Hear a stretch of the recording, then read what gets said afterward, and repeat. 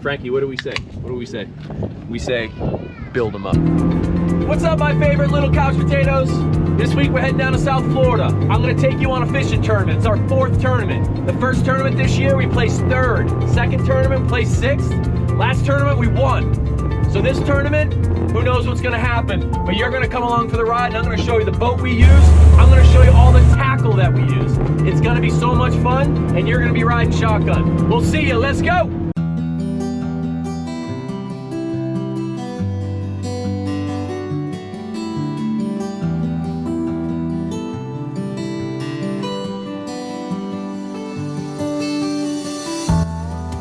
All right, this is day 1. We're all getting ready. Nick's on the bait box here, filling up all these live wells. Hey Nick, tell everybody back home what we're doing here. We're putting bait in the well. Why is this bait out of the bait cage here? Why is this bait cage all the way down there and the other ones are over there floating?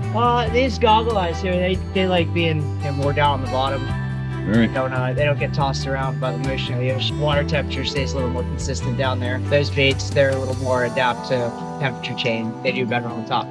They come up and go bare sometimes like a target. There you go. You heard it right out of the mouth. Yeah. The professional himself. All right, so we're leaving the inlet right now, Palm Beach Inlet, and I want to show you guys how rough it gets and all these giant boats that are in front of us.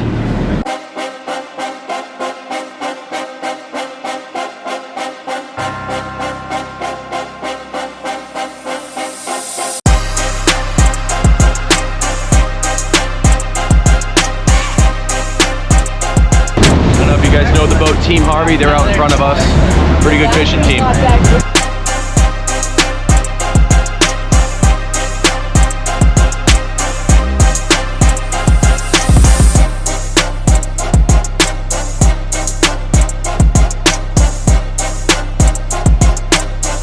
Carolina boat right behind us, just like this one.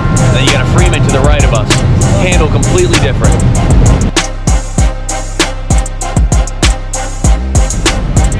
You want a Carolina boat all the way.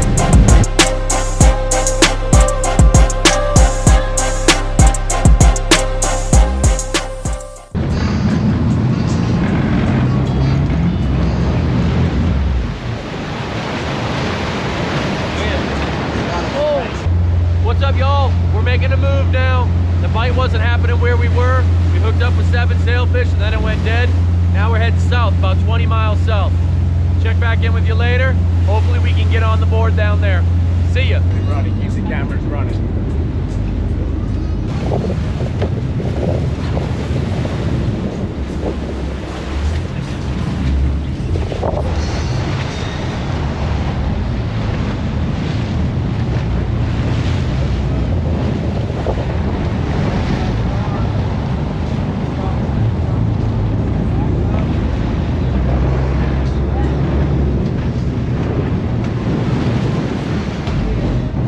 Nice work, you're on the board.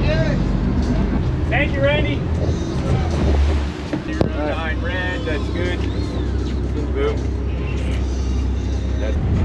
Okay, so I'm hooked up to a pretty decent sized sailfish here, and my whole focus is on keeping full tension on that tip of that rod. I want to see a bend on that tip, but I also have to pay attention to Randy and how fast he's backing this boat down, because that obviously takes tension off the rod. Then I have to back up, raise that rod a little bit so Greg can grab the leader. So there's a lot going on here and the boat's moving fast, and I need to make sure that we get that sailfish to the back of the boat so Greg can grab it.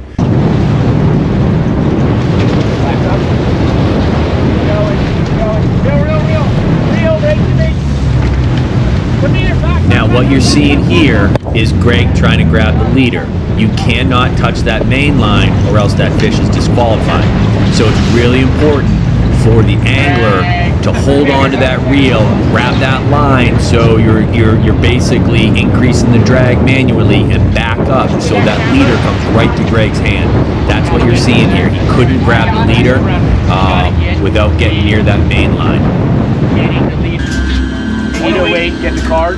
808. Let's see, let me see that. 808 green.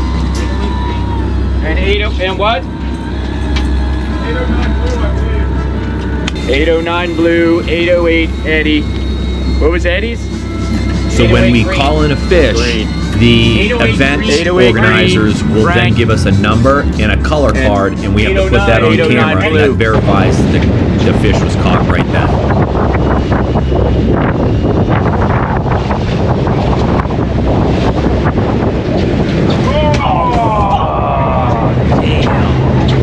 Perfect ending of the day.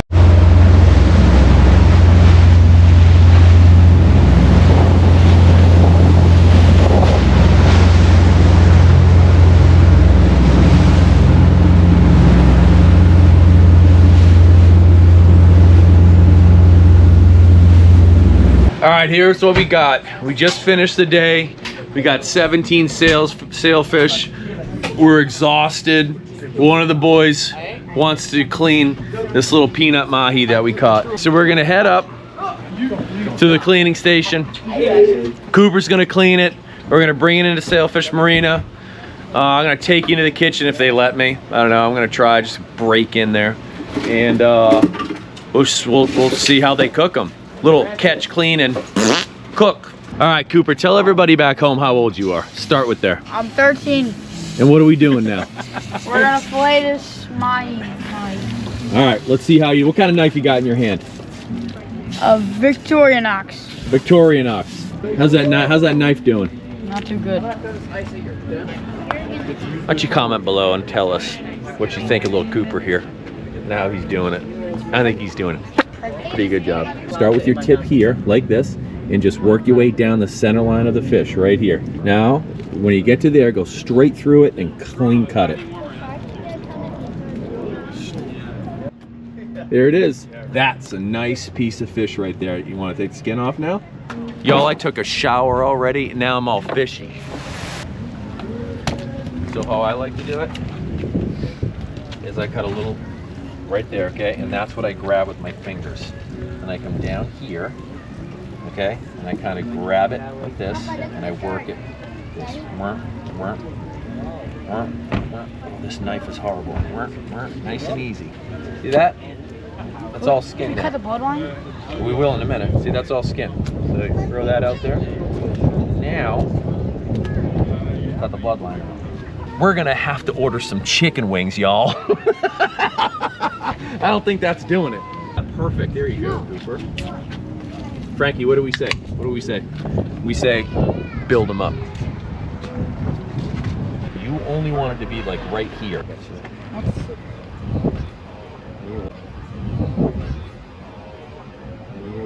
What's everybody think of my boy Cooper here taking care of business? Right here. Huh? Comment down below.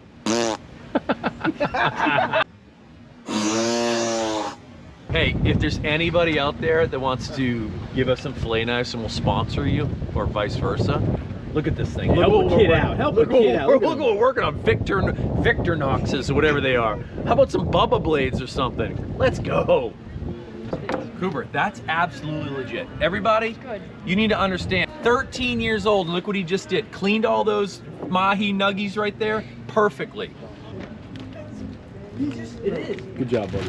All right, guys. Unfortunately, the restaurant was just packed. It was mobbed, and they wouldn't allow us to go back into the kitchen, which I totally get. It was a Friday night. So here's what I'm gonna do now. I'm gonna kick it back to Randy and Eddie, and I'm gonna have them go through the boat a little bit and the tackle that we use. And you're probably gonna have a few laughs. So have fun with that. I don't know, Sullivan. I think we need to polish up our camera faces here. Kind of like guidelines, Eddie, you know, like the pirate book. They're not really rules, they're guidelines. No, subscribe right now. Yeah, like go on your break, like Tommy Boy. Like and subscribe. See, we already got a new subscriber, Ryan. Hey, Eddie, did you just call Ryan a pencil sneeze? Okay, what about Frank? What do you think of Frank? Who's that one again? The guy that sleeps the whole time? Yeah, that's it. Is Frank sleeping? Frank's sleeping, so it's all good. Chamois, what's a chamois? No, you're not getting paid by the hour, Eddie. Hey, Eddie, about ready to do this interview? Hey, listen, if we can't get this done, you know, I've asked you 3 times now, you're smoking. You don't want the smoke. Hey, don't be dumb, get some. All right, you about ready to get serious? Let's go, Eddie, what do you got? All right, these are our standard sail fishing rods. Custom, they're Crowder blanks, 6'6", some guys use 7 foot, 20-pound main line, high vis suffix. You want to be able to see your line when you're kite fishing. Some guys use orange, some guys use green. And our standard kite setup, we got our Talica BFC 20, kite setup. You got your bimini twist, your double line. You always start with your ring. This goes in the clip. Got your float, which is your indicator, so you can see what your bait's doing. And depending on what the wind is, different size leads for different wind speed. And then your snap swivel. That goes under your leader. Leaders are 15 foot to a circle hook. You don't want the smoke. There we go. Show us your spool leaders real quick, Eddie. We just do this so you're ready to go. You don't have to sit there and tie leaders on the fly. So we got a bunch of leaders inside. What do you Usually got there? What do you call that? That is a perfection loop. So that goes onto your snap swivel. And then you got a 15-foot section of leader, either 30 or 40 pound fluorocarbon, depending on how rough it is and who you're fishing with, who you're fishing with, who you're fishing with. Right. And then you got just a standard 6-0 from Mustad. Sometimes 7-0s, sometimes 5-0s, depending on the size of your bait and who you're fishing with. Right. And then you got your kite box. You always want to have your kite box. Get a look in there. So you got your extra rings. You got these little balloons that you put on the back of the kite. Let's talk about these kite reels we've got. So these are the electrics. These are what we were flying the kite on. So you're actually not catching a fish on these. This is just for the kite itself. Kite goes onto here.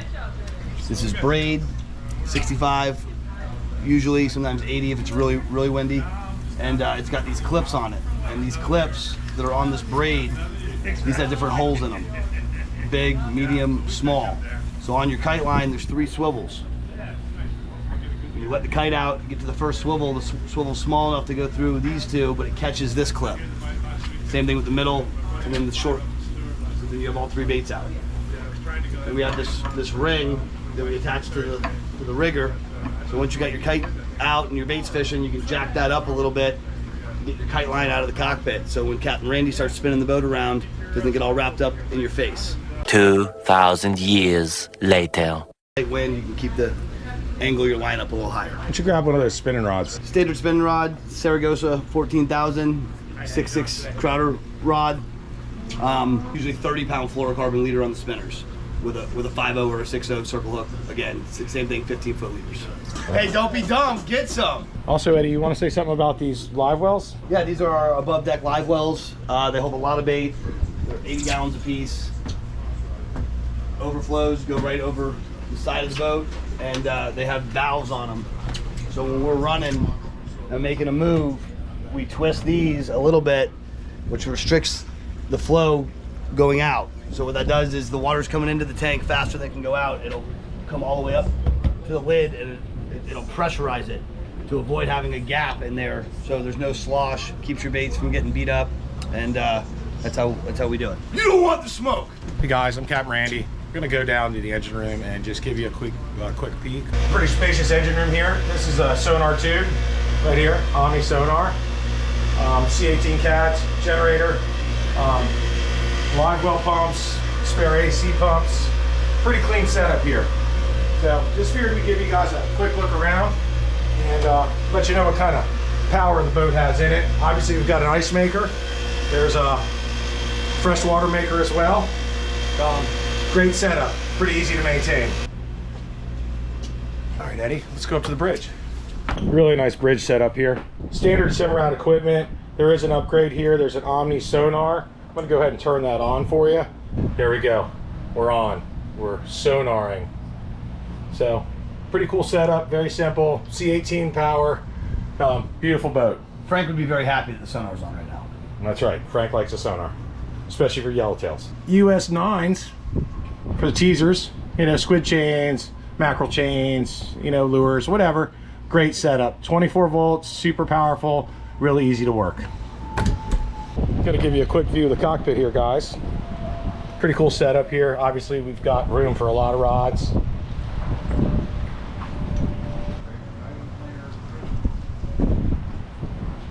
What do you think, guys? Should we start her up? Start her up.